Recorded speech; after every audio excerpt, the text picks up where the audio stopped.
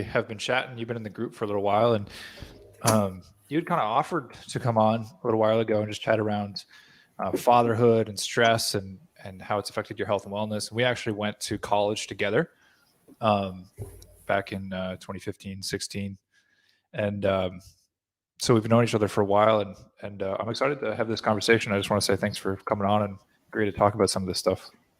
Well, thanks for having me. Has it really been that long? Was it 2015 that we went to college? I think so. Good Lord. I think there's some gray hairs. I actually got my first gray hair there last week, if you can tell. Oh yeah, first one.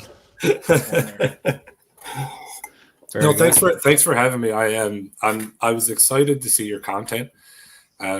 Like without going into anything, I like a whole different kind of content when it comes to online stuff. But when I saw what you were doing, my interest was piqued immediately because I'm a father and an athletic guy. I used to be in good shape. Ever since I've got the dad bod going, I've got all the excuses down the line, and I'm trying to knock them off one by one. And I love what you're doing, so that's why I reached out to you. That was, a couple of weeks ago. I've been liking what's in the group here. It's just inspirational content, and I think men's health, whether it's physical or mental, needs to be talked about a lot more. For some reason, it's kind of like taboo. I think, I mentioned the whole rollerblading metaphor to you. I don't want to say anything too offensive to anyone, but you know what I mean when I say that, right? It's kind of taboo amongst men to talk about how you're feeling, whether that's good or bad, really. So 100%, man. Yeah, for sure. So let's go back to when you became a father and how that affected your health and fitness. So again, your background is you were a fit guy, you probably played sports. And that was your background. And then, so just run us through that, like becoming a father and how that started to kind of affect you in your life. I mean, it's a big life change, right? Oh, massive. I mean, I've been in the sports my whole life, right from grade school onwards.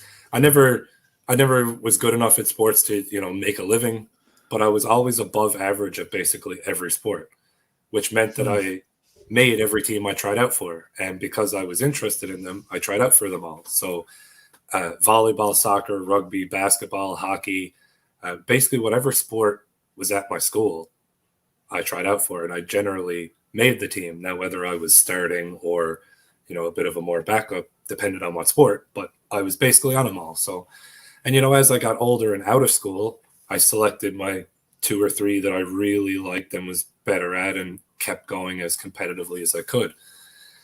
And then I met my now fiance, but we had an unplanned pregnancy. Some people call it an accident, some people call it a mistake. And with the benefit of hindsight, I call it a blessing. But it has its negative effects too, right? So, I mean, I describe my daughter as my guardian angel. That's my firstborn. That was 5 years ago. Because she changed so much about me and where my perceptions are and what I think is important versus not, which is a lot has changed since you and I knew each other way back when, as you described it in 2015. So becoming a father changes a lot. Basically, you have to decide. Sorry to cut you off. What would you say? I know you're going to get into this here. What would you say is the biggest change? Well, for me, it was energy level. I'm used to getting the sleep I need. And for me, I need a solid 8 hours sleep. I'm not very functional if I don't get that. Now I've adapted, but this is me before fatherhood, right? I was always somebody who really needed a good sleep in order to be productive throughout the day. So when you have a newborn baby, even if it's not you getting up, just waking up every couple of hours because there's crying, even if it's somebody else dealing with it, that plays on you, right? Now you've got that piles up for weeks and for a couple of months, and you're always falling behind a little bit on sleep. So your energy never fully recharges. You're only getting a 3/4 tank instead of starting off at full. That was hard for me. Really hard. And it still is, really. I mean, we've got 2 now. It gets easier. I'll tell you that, guys. It does. And it's worth every single crying night. I wouldn't change it, even though at the time it was, as I described, an accident or a mistake, whatever. I was with a girl about a year, I believe. And I knew in my heart, like, I loved her. I was pretty sure she felt the same way, but we hadn't fully committed to being, really long term. We were exclusive to each other and that, but beyond that, we hadn't really formally discussed anything. So I guess the discussion changes when the pregnancy comes along.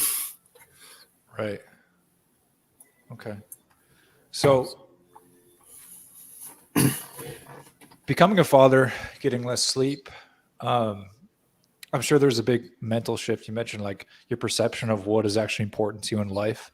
Sounds like that's changed. Maybe we can get into that a bit later, but did you see sort of maybe those habits of playing sports? I'm not sure if you worked out prior, you were working out, or prior to having your baby, but did you see sort of that start to slip away, or sort of your health just start to slip away along with your energy? It's almost like you're in my head, honestly, because that's kind of like the next point I was almost trying to transition to. I was kind of figuring out how I could get to that transition. Because that's who I was, right? All these sports, I still, even in adulthood, played soccer, rugby, and hockey as often as possible. So when the baby comes around and you do a lot less of that, like I had to pick, I forgot to mention softball as well, because the wife plays softball as well. So that's another sacrifice, because she actually plays softball, which is the only sport she plays. Now, I play a bunch. Right. Now I'm having to sacrifice. I got to basically pick one now. I've got time in my new schedule that God has given me, we'll say, for one, and she's almost not able to even do hers. Not at first, just because of labor, but I mean, just in her schedule as well. Once things kick in, once her maternity leave is done and she's back to work and stuff like that. It's hard for her to find time for her one sport that she was playing. That's her one, away time. And because everybody needs that. Everybody. For sure. Whether it's sports or whatever. Right. That's hard. So I wasn't able to do all mine. I was only able to do one. And that kind of, it compounds a lot of problems, because I'm not as physically fit as I was. You mentioned working out. I was blessed with this weird body that I never really needed to work out. I always was active. I was always playing sports. I was always up and on the go. I'd never sat down. My dad used to joke that I must sleep standing up. So as long as I just didn't need to bulk up, like when I played rugby, I was a little skinny. I needed to bulk up. So I hit the gym, bulked up a bit just so I could have some extra weight and not get killed. But other than that, I never worked out really. So when I stopped playing the sports, that was my working out.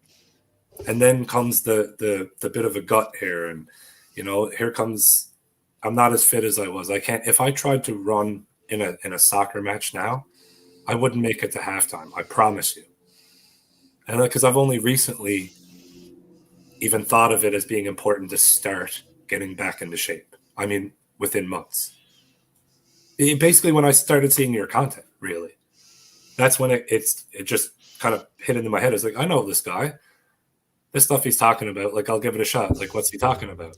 And it was because of the recognition, I guess. Like, I know who you are, so I know you're not on here spewing nonsense. So I'm like, well, let's see what he's talking about. Mm-hmm. So,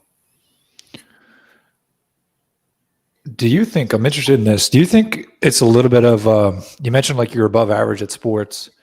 I've seen this with guys, and I've definitely seen it myself too. Do you think it's a little bit of an identity thing as well? Yeah. Right, because you're this guy, you're like above average, you play sports. It's almost like, this is what I can do, this is what I'm capable of, like this is who I am. And then all of a sudden it's, things are a bit different.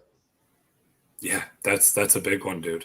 And I mean, it's partly ego, and you try your hardest not to play into your own ego. But if you're being honest with yourself, anyone who's listening, ego affects you, whether you try your hardest to not let it or not. It is affecting you, right? So I mean, I'm being honest with myself. That is absolutely true.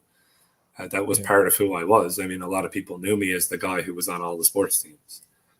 So, but again, I was never the excellent athlete that, got all the chicks. I wasn't the captain of the hockey team or anything like that. I was Right. the guy on the second or third string, Right. but I still got the gold medal. Right. I think it's there may be an egotistical thing like I'm good at sports, but it's also I think there's a lot more to it. Like there's a couple layers. Like this is my outlet to compete. This is my outlet to get out aggression. This is my outlet for friends, my social circle. This is like my stress relief. All those sort of things. You're hitting the punching bag of truth, man. You really are, and it doesn't have to be a competitive sport either, man. It's just the social thing of having, okay, guys, Thursday night is rec league soccer. You know that every Thursday night you're going to get to see the guys. You're going to get to high five them, crack your jokes, catch up on the week, kick your ball around, and go home. Right? The health benefit you get from that alone, without involving the actual physical part of playing the soccer, just the health benefit you get of that weekly scheduled meeting of people where you're with people that you enjoy, because that has to be something, right? I mean, if you don't enjoy the people that you're playing with, then you're not going to have fun. But just the health benefit of that part alone, without the physical aspect, is astronomical. Yeah, for sure. I do think there is really something with men getting together, like a common goal, doing something together, spending time with other men, having friends. I know it's something that we talked about a little bit on the DMs, just, being able to like have a bit of support network, even if it's not like I'm having a hard time, but it's like you're giving each other shit, you're talking about stuff, and you get to like rely on each other and that sort of thing. I think there's a lot to it. Well, what you're describing is what people call bullying now, in a way. But what people call bullying, which is basically how men feel each other out verbally. Yeah. That was a weird phrasing is important, I guess. But socially feel each other out and then allow each other to be accepted into certain circles. A lot of that is mocking. That's how men and boys right through men arrange themselves. It's this social hierarchy kind of thing. And that mocking is what builds character. That's what we cut our teeth on, right? And that's what's lost, I think, in a bit of the younger generation. Yeah. That's unfortunate. Guys that are younger than me, like I made the joke about being old. I'm 33 just so we can date. I was born in 89, right? So now I've got a younger generation of cousins who are 16, 17, and 18 years old, and they can't be mocked. It hurts them to be mocked, and I think that's going to be we're going to pay for that. I think, as silly as it sounds, I think boys need mocking to turn into men. Yeah, like it's not the only thing, obviously, but I think that's a crucial part of a boy becoming a man has to do with the ability to be mocked and to return the mocking and have it be socially acceptable. For sure. Yeah, the banter. It's how kind of we relate to each other, I think. Yep.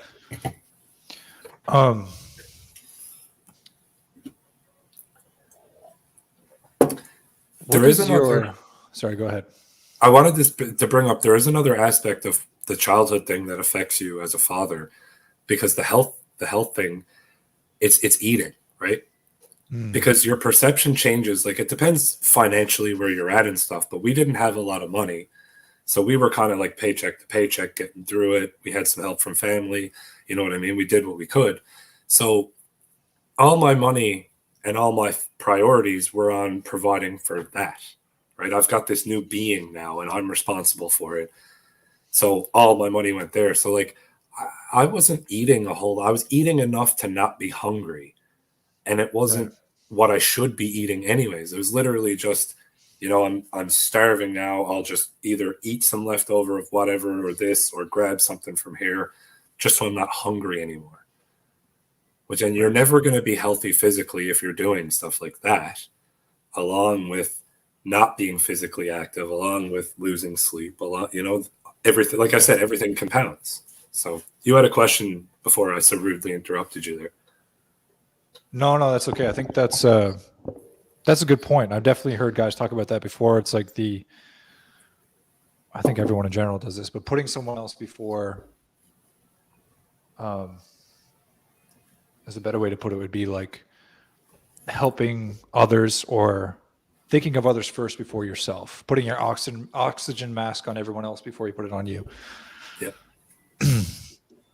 And would you say that's been a big shift perspective? It sounds like since having the child, it's like, I'm not as important anymore. Like, this is the main thing I got to focus on. I don't matter. That's like, it. Not only am I not important anymore, like I used to think I was, the macho man numero uno, right? No, I don't matter at all. The only thing that matters about me is that I'm here to provide and secure, right? Other than that, they matter. And it starts with the wife and down to the children. Mm-hmm. That's an important dynamic too, because if you, they say happy wife, happy life. They say that in a stereotypical way, like, oh, you got to keep the missus happy. But in reality, if you're talking about the family dynamic, your role as a husband or as a father is basically to provide and secure for the mother. If you have this intact unit, obviously not everybody has that. But in the ideal scenario where there's a mother, a father, and children in the same household, that's basically your role, is to secure and provide for the mother. And then she uses what you gave her plus what she has internally given to her to provide and secure for the family unit. Right. So if you can't do your job with this first, it never gets to your kids. Right.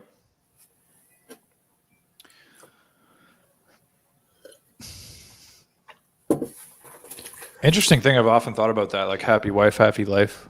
I mean, it's definitely got to be true to some extent, but I think also probably first how you just laid it out, like happy husband, happy life. Like what I mean by that is like if the father is unhappy, like truly unhappy, I don't think it's possible for anybody to be happy. Yes. Let me try something. If you're in a relationship and you feel not respected, disrespected, not loved, not whatever, how are you going to react in terms of like, how are you going to start acting in the relationship as a man? Probably angry and like even the word that comes to mind is hostile. I don't know if that means like some extreme like violence, but I mean like just anger, There's a D word that I often hear men say when they feel that way. And their word is distant. Oh, distant. Yes. Right now that might be that now divorce is you're basically leading to it, right? Like the man won't be as present as either he needs to be or wants to be if he doesn't feel respected, loved, whatever it is that he's not feeling. And I'm not, we're talking about a hypothetical. I feel like I should say, it doesn't mean that he's not respected or loved. It could just be a perception thing, but we're talking about a hypothetical here, so it doesn't matter. If the man feels that way, generally speaking, if a man feels like he's not being respected or he's not being loved or utilized or his worth isn't being properly whatever, distant is usually the first thing that they'll do. Become distant emotionally or physically. Never around anymore or here, but not really listening. Yeah. And at that point, like you said, how is the household happy at that point? He may slip into drinking, a little bit more, or some sort of distraction, or just be gone a lot. And then I think we all know like the issues that come from dads.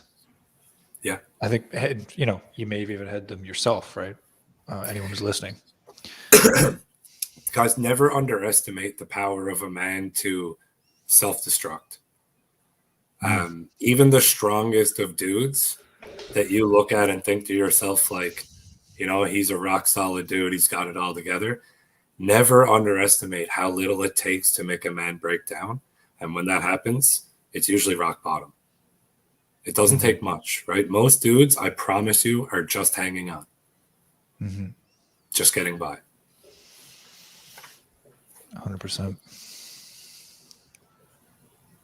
Okay. What is the plan for you in terms of health and fitness going forward? I'm curious. I need to not gain any more weight, and I would like to be able to how do I put this? I think my goal would be to be able to play in another game of soccer, a full 90, because I played fullback, right? So I was center back. Sometimes I'm left-footed, so sometimes they put me out on left, but I was always on the back line as a defenseman, right? So I usually played a full 90 minutes in our soccer league. We were in the intermediate league, which is one league below Champions League, and Champions League is the highest league in our province. Wow. So I would like to be able physically, not skill-wise, because I don't think I'd need a bit of practice for that, but in a hypothetical scenario, I'd like to be able to be put back on the back line for a game, play a full 90 minutes and not die. If I could get myself to that point, like I'm not asking for a whole lot. I don't want to put weight on. I don't want to bulk up. I don't want to, I don't got I'm not a big guy. I don't got much to get rid of or anything. It's not a big, most of it is up here. Right. Okay. And that's where it starts. It's got to start here before it gets anywhere else, right? So until it gets through here and to wherever it needs to go, you're kind of just thinking about it. Okay. What do you think needs to happen to make that a reality? I'm going to get a pen and piece of paper to take some notes here. I'll just be 1 sec, but you can go ahead with that. Yeah.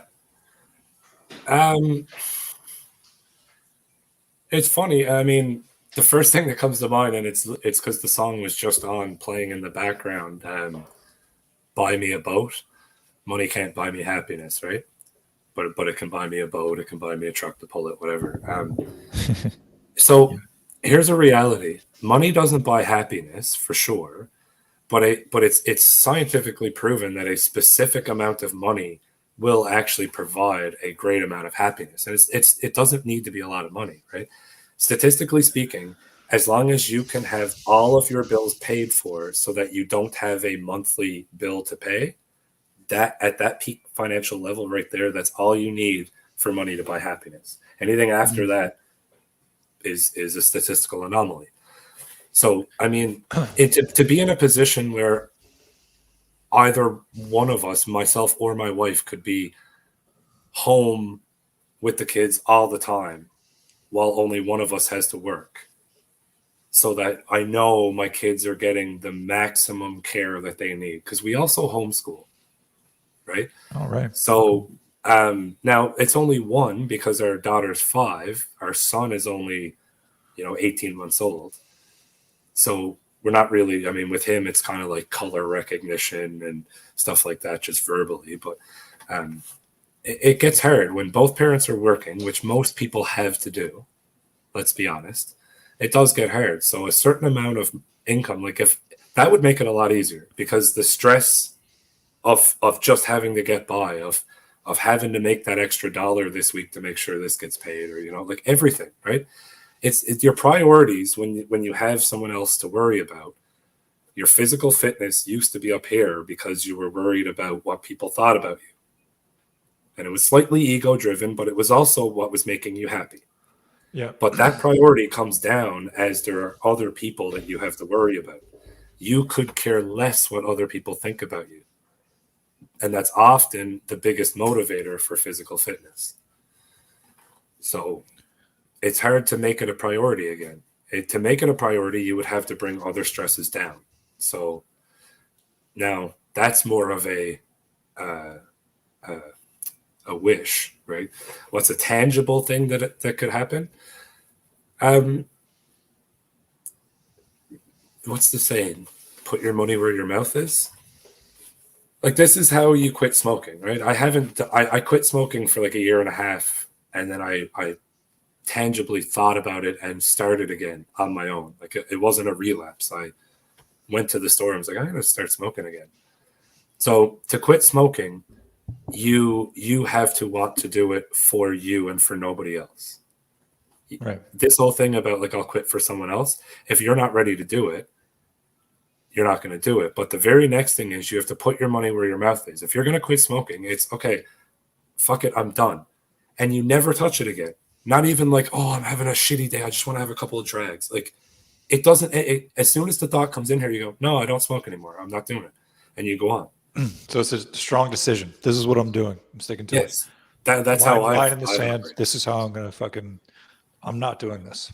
Yeah. So I need to get myself to that point with the physical health or the health. We'll just say health because it's physical, it's mental, right? So it needs to become obviously not priority number one, but it needs to get higher up on the priority list. Like it might be in the top 10 right now, but I don't know if it is. I haven't done my priority list. I'm just kind of, because this is a hypothetical that I made up when we started talking, and I'm trying to, in my head, I'm trying to do it.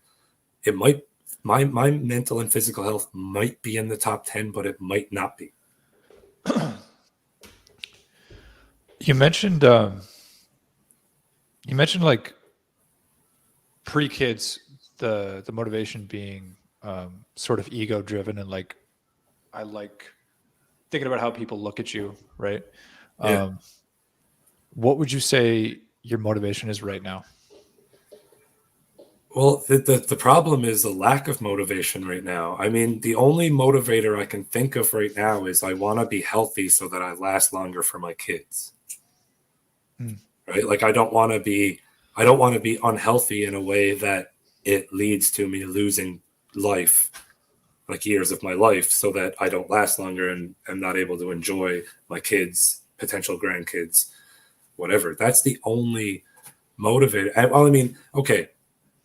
The other thing is like with your spouse, okay, you have to remain attractive enough that sex is still desirable in the relationship, right? So it's not a motivator for me to be physically fit, but it's a motivator for me to stay, thin and well enough looking that she still wants to have sex with me. That's a motivator as well. Like I would never let myself go to a certain degree with that in mind, because that's who I am. I would never want my partner to have to see that, right? What do you mean by that? That's who I am. I know we're kind of shifting into a coaching conversation here, Shane. No, that's cool. That's who I am. In what context did I say that? I wouldn't let my wife. Because that's who I am. So I care about the relationship we entered. She didn't enter a relationship with a fat slob who doesn't care about his body. I'm not saying she entered the relationship only because I was thin or physically fit in some degree or whatever, but she entered the relationship in the same way I entered the relationship with her. The physical condition she was in, I'm not saying you last like that forever, and I don't have to last like this forever, but that's what we signed up for. I don't think it would be fair of me to let myself go to a point where I'm no longer really attractive to her because of something I've done or not done, right? If her perception of me changes, it's different. People change, people grow, that's okay. But if it's because I've just kind of let myself go to some slob who, has to lift my gut up in order to inspect myself, then it's not really fair to her, I don't think. That's just my opinion. Right.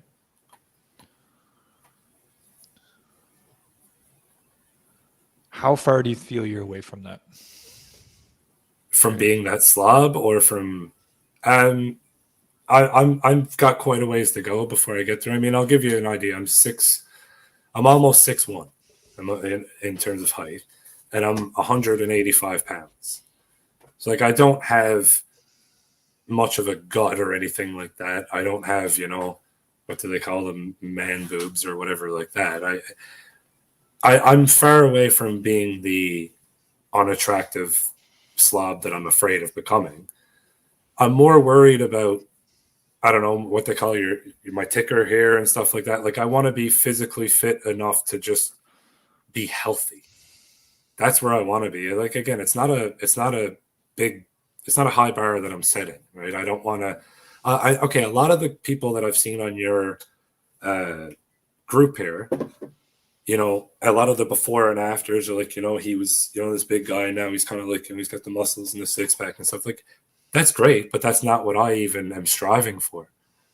Mm-hmm. All I'm striving for is more of a physically fit ability here. I used to be able to run around and not die, and listen, I've smoked cigarettes since I was 15 years old.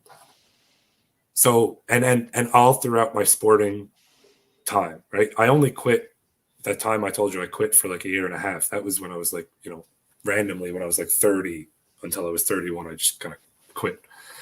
Excuse me. So it's smoking had never, again, okay. Yes, it's obviously affecting me. Yes, I shouldn't smoke cigarettes. Okay.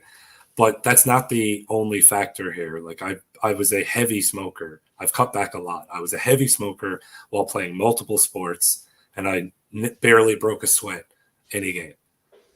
And now it's just I don't do any of that, so it's my body's not conditioned for it. It goes into shock. A couple of years ago, I kicked the ball around on a field. Like there was no game. We just, somebody went net. We had like 4 or 5 of us. We just kind of passed the ball around, took some shots. And like, I was pretty out of breath. It wasn't too bad. I went back to the car and we went home, and I'm like, okay, whatever. I woke up the next morning and I was like, did I run the Boston Marathon? Like I had jello legs. And I'm like, this is brutal. How quickly do you lose this? I used to be able to run circles for days and barely even notice that I had done it. So for me to be that sore after like a kick around, it wasn't even a practice. You know what I mean? It's just kicking a ball around. That's all it took. It must have been a bit of a kick in the nuts. Kick in the nuts. Yeah. And that hurts the ego thing too, right? Because again, that's who I was. Like I was that guy. So now who am I? I'm the dad, right? You touched on it being an identity thing. If it's no longer part of my identity, then you almost have to reinvent yourself. But you reinvent yourself as this unhealthy, unfit,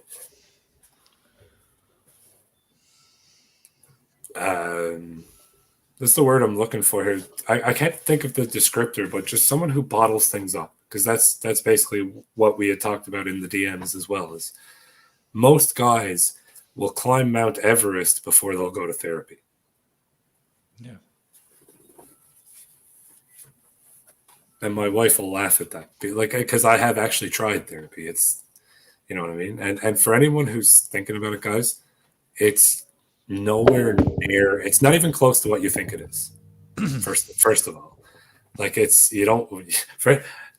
it's just me, but you don't go lie down on a couch and have some guy talk to you with a notepad. You know what I mean? Like it's very informal. It's almost like what we're doing right now. 100%. Only in person, but it can be very helpful. And if you're not going to open up to your friends and family because maybe you think, I might look like a pussy if I talk about my feelings, all that kind of stuff, well, then go to somebody you don't know and doesn't know you. It's a therapist, right? Not only are they not going to judge you, but they're legally bound to never talk about anything that happens in that room. Yeah. But they don't know you. They're not going to judge you. You can make up specific things along the way to change the story. So just in case you think they might know, you know what I mean? Like all you got to do is talk. Mm-hmm. You'd be surprised how it helps. 100%. I'm a big advocate of it as well. I would say that it saved my life at one point. That's strong, man. I'm not sure if you're aware of this, but I lost a girlfriend to suicide, and I never went to therapy before. That was like 7 years ago now, maybe. Jeez, I was around the time we were in college together, and I went to therapy right away. And it was, if I didn't, I don't know what, and I went for a long time. But it's, I'm a big advocate and I feel the same way about it. And of course, all this coaching that I've done with men as well, just talking things out, even if it's just about your health, your fitness, your mental well-being, what you're going to do this week, whatever the case may be, how you're feeling about things. Like, that's something that most guys, like, we don't have, right? As soon as, like, it's unbelievable how much you can just get it out of your head into the world and off of your heart. Yeah. Off your chest, as they say. Well, the weight off your shoulders. That's a very real thing. Mm-hmm. Like it can be physiological too. I mean, you talk about guys having heart attacks and stuff like that, or cancer. The more I look into this stuff and research and learn about all this stuff, I mean, it can literally be physiological.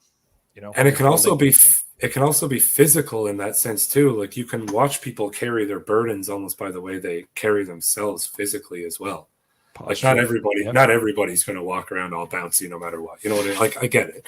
It's not a rule to live by, but you can observe people and see their posture, see just even when they're alone and they think no one else is watching, see how they carry themselves then. It tells you a lot about the person, right? And when you bottle stuff up like most men do, you can become a ticking time bomb. And that's not healthy for the people around you. Not only is it not healthy for you, but if you're going to be a productive man, you have to be relied upon. Right. And there's a lot of stresses about being a father that no one ever talks about. But this is one of them, right? Like, you're the rock.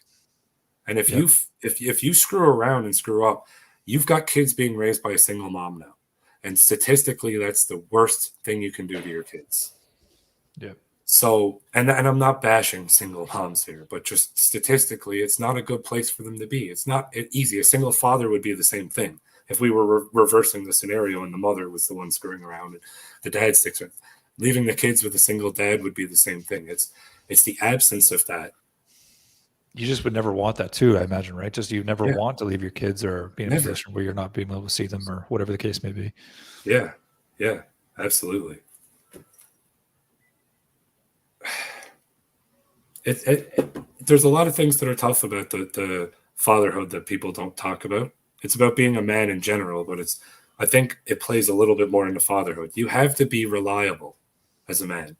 I use this example, and this is more of a joke than it is reality, right? But it's trying to put the point home for you. I don't think men should wear sandals in public.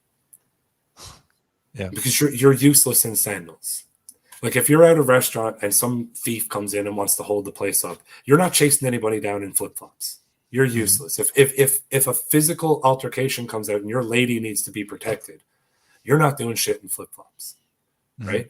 Get yourself some sneakers or some boots and be realistic. Now, that's, again, it's just a bit of a joke to put the point home that men are the ones that need to put themselves in the position of defense, right? We're the first line of defense in anything physical. And of course we are. But we also need to provide metaphysical and emotional support and financial support and everything support, right? It's a burden to carry. It's hard. Plain and simple. One of the reasons why I wanted to create this group was for that reason. Oftentimes I, talk about being like a place for support. And if, the guys in here want to kind of like support each other or, whatever. But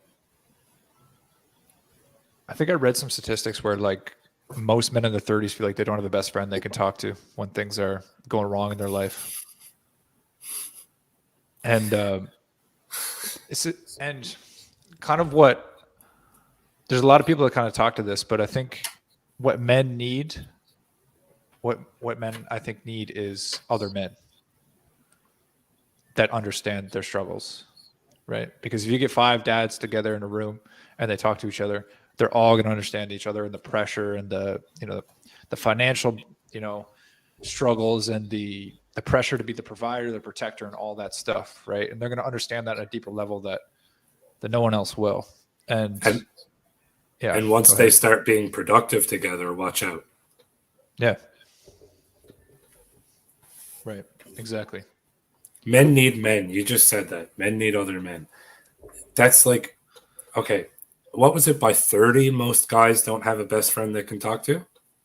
Yeah, it was something like most men in their 30s Okay. In don't their feel like 30s. they have a best friend that they can talk to when something's going wrong in their life or having troubles, that sort of thing. So up until about a year and a half ago, that was true for me.